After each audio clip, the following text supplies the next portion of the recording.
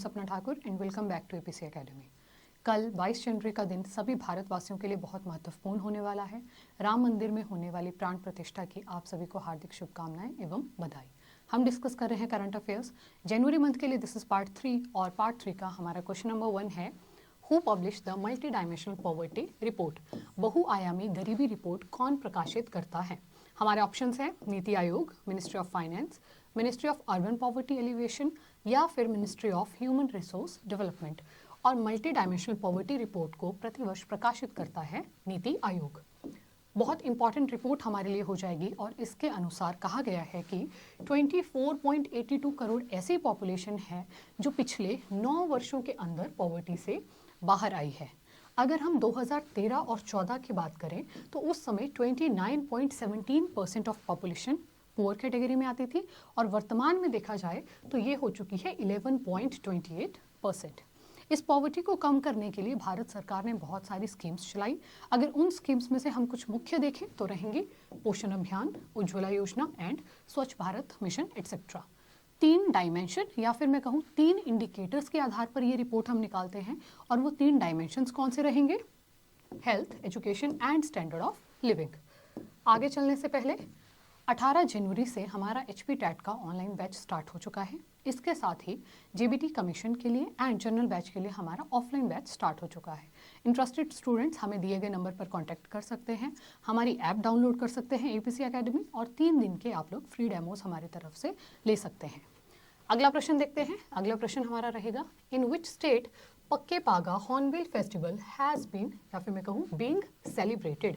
पक्के पागा हॉर्नबिल उत्सव किस राज्य में मनाया जा रहा है? हमारे ऑप्शंस रहेंगे नागालैंड, अरुणाचल प्रदेश, असम या फिर मणिपुर।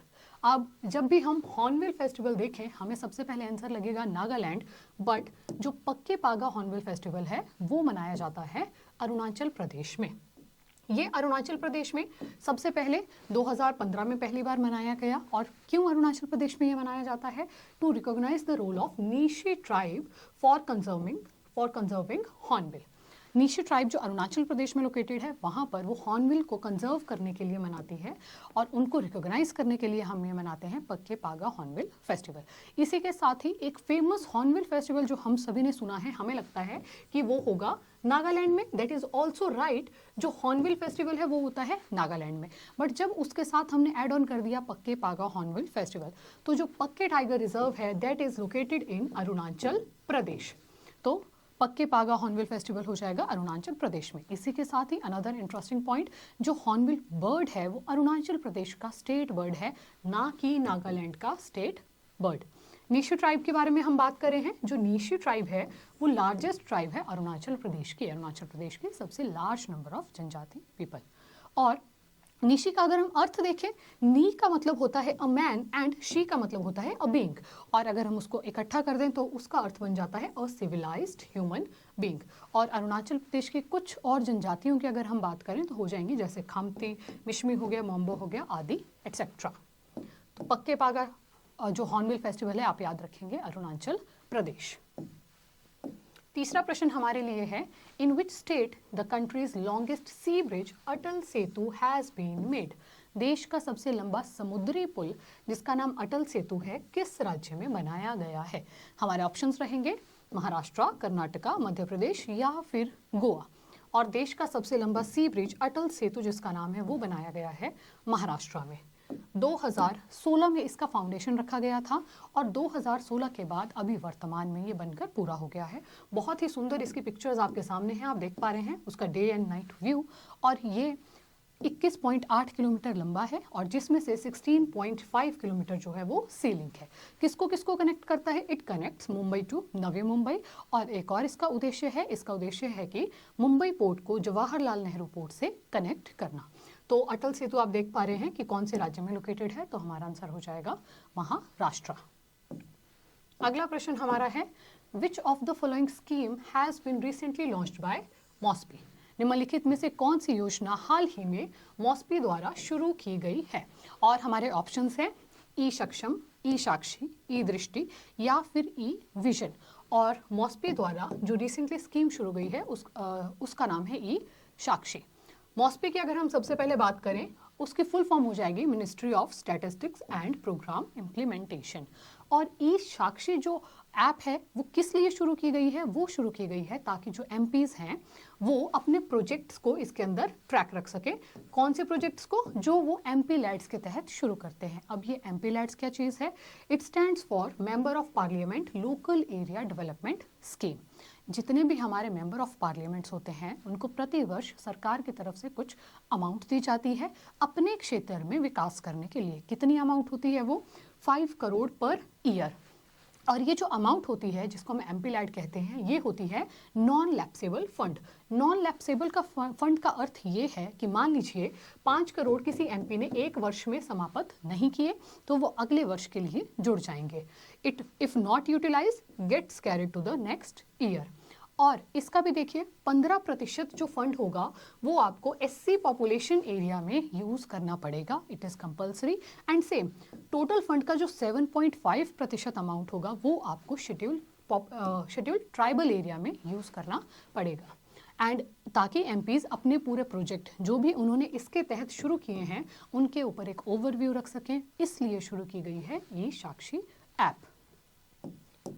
नेक्स्ट देखते हैं, अगला प्रश्न है which of the following tiger reserve has become India's first international dark sky park. निम्नलिखित में से कौन सा टाइगर रिजर्व भारत का पहला अंतर्राष्ट्रीय डार्क स्काई पार्क बन गया है? हमारे ऑप्शंस रहेंगे Pench tiger reserve, Kanha tiger reserve, Panna tiger reserve या फिर बांदीपुर टाइगर रिजर्व। और भारत का पहला इंटरनेशनल डार्क स्काई पार्क बना है महाराष्ट्र में लोकेटेड पेंच टाइगर रिजर्व। वैसे तो जो पेंच टाइगर रिजर्व है अगर हम सबसे पहले मैप पे ही उसकी लोकेशन देख लें तो वो लोकेटेड है महाराष्ट्र और मध्य प्रदेश के बॉर्डर पर, बट हम इसे काउंट करेंगे महाराष्ट्र में। और देखिए किस लिए? For protecting night sky and promoting astronomy.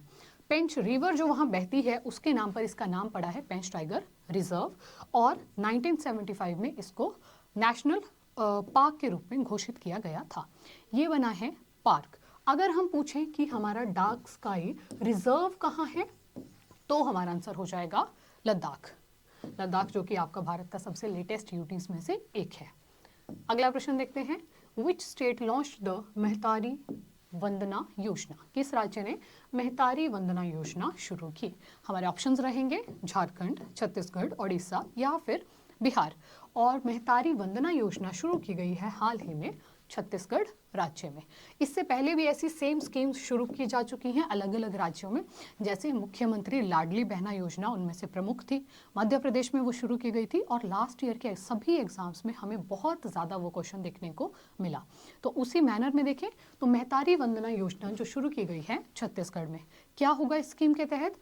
इस स्कीम के तहत महिलाओं को 1000 रुपीज़ पर मंथ दिए जाएंगे जिनकी आयु है 23 से 60 के बीच में, और वो मैरिड वुमेन्स होनी चाहिए और उनकी जो इनकम है वो 2 लाख रुपीज़ से कम होनी चाहिए एनुअल इनकम। उनके अलावा जो विडोज होंगी, ऑर्फन्स होंगी और अबेंडेंड वुमेन जितनी भी होंगी उनको भी इस स्कीम का लाभ मिलेगा। तो मेहतारी वंदना योजना आप याद रखेंगे छत्तीसगढ़ राज्य में ये शुरू की गई है।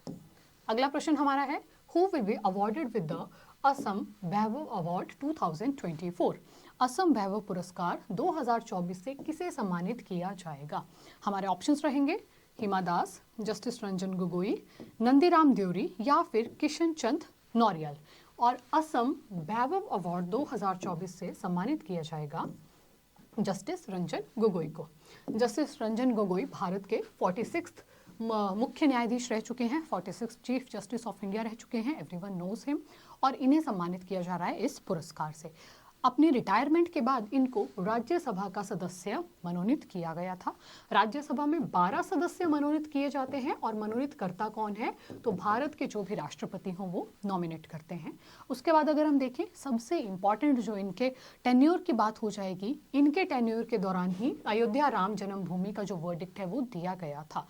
जैसे कि हम सभी जानते हैं कल प्राण प्रतिष्ठा होने वाली है और ये केस का फाइनल फैसला दिया गया था वर्ष 2019 में, जब जस्टिस रंजन गोगोई थे भारत के मुख्य न्यायाधीश। इसके अलावा असम के ही कुछ और पुरस्कारों की अगर हम बात करें, जो असम वैभव अवार्ड हमने पढ़ा वो असम का सबसे टॉप सिविलियन अवार्ड है। सेकंड नंबर पे आ जाता है असम सौरभ अवार्ड, जो दिया जा रहा है 4 असम के नागरिकों को, या मैं कहूँ 4 असम के रहने वाले लोगों को। वो कौन कौन होंगे? Hima Das, everyone knows her, Hima Das, उसके बाद नंदीराम देवरी, किशन चंद नौरियाल एंड एल्विस अली हजारिका। ये 4 व्यक्ति हैं जिनको सम्मानित किया जाएगा असम सौरभ अवार्ड के नाम से। और असम वैभव अवार्ड 2024 से सम्मानित होंगे जस्टिस रंजन गोगोई। आगे चलते हैं। नेक्स्ट क्वेश्चन हमारा है, Ayutthaya is a first naval exercise between India and which country? Ayutthaya Bharat और किस देश के बीच पहला नौसैनिक अभ्यास है? हमारे ऑप्शंस है मलेशिया, फिलीपींस, इंडोनेशिया या फिर थाईलैंड। वैसे तो भारत के बहुत ज़्यादा नेवल एक्सरसाइजेस होती रहती हैं, बट ये पहली बार है अगर इस देश के साथ हुई है। और कौन सा देश है ये? राइट आंसर हो जाएगा थाईलैंड।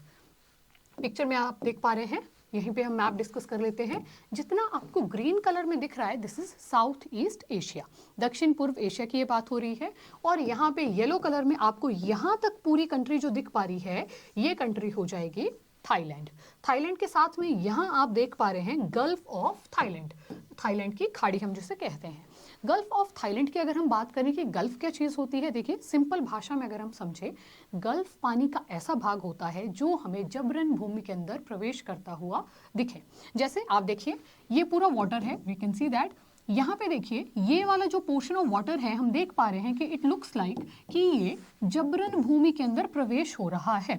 अगर यहाँ पे ये पोर्शन नहीं होता तो ये क्या होना था? इस तरह से ये सारा एक भूमि का टुकड़ा होना था, राइट।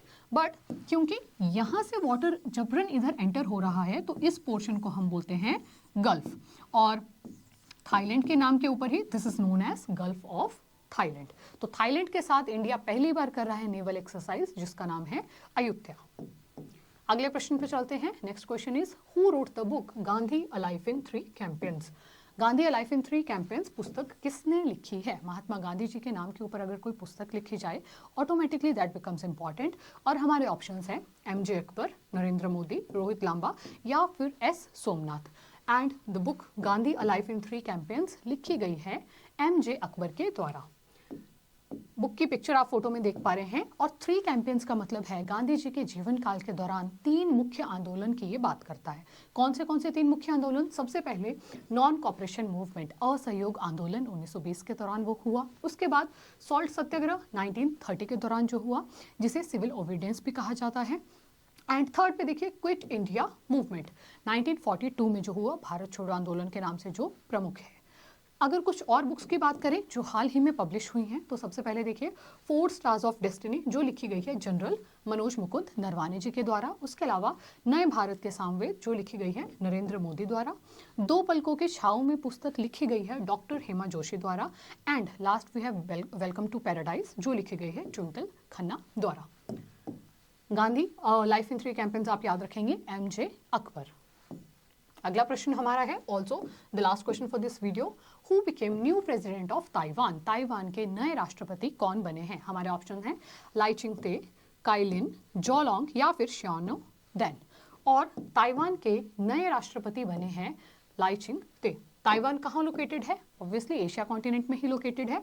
और अगर हम देखें, आप पिक्चर में देख पा रहे हैं, येलो कलर में आपके सामने इंडिया है, देन वी हैव चाइना, और यहाँ पे इफ यू कैन सी बहुत छोटा सा देश, एक आइलैंड कंट्री है जिसका नाम है ताइवान। ताइवान की कैपिटल क्या हो जाएगी? ताइपाई सिटी। ताइवान का पुराना नाम क्या है? पुराना नाम हो जाएगा फॉर्मोसा। और ताइवान क्योंकि आप देख पा रहे हैं बहुत छोटी सी कंट्री है, तो ताइवान में पॉपुलेशन भी उतनी ही कम है, ओनली 2.3 करोड़। और ताइवान के नए राष्ट्रपति बने हैं लाई चिंगते। पिक्चर में आपके सामने है लाई चिंग। आज की वीडियो से अगर हम आपके लिए प्रश्न की बात करें, जैसे कि राम जन्मभूमि verdict was given in which year? Ram जन्मभूमि का फैसला कौन से वर्ष में दिया गया था? 2018, 19, 20 या फिर 21? जो भी राइट आंसर्स होगा आप हमें कमेंट्स में लिख के बताएंगे। उसके साथ ही अगर हम देखें तो जब ये फैसला दिया गया था उस समय ये 5 वो जजेस थे जिन्होंने ये फैसला दिया था। इन 5 जजेस की पिक्चर में आप देख पा रहे हैं जस्टिस रंजन गोगोई, जो उस समय भारत के मुख्य न्यायाधीश थे। उनके साथ ही आप देख पा रहे हैं उस समय जस्टिस DY चंद्रचूड़, जो वर्तमान में भारत के मुख्य न्यायाधीश हैं। जो भी राइट आंसर होगा आप हमें कमेंट्स में लिख के बताएंगे। This was all for this video. अगर आपको अच्छी लगी हो तो हमारे चैनल को लाइक करें, शेयर करें एंड सब्सक्राइब करें। Thank you once again. Keep smiling, keep watching.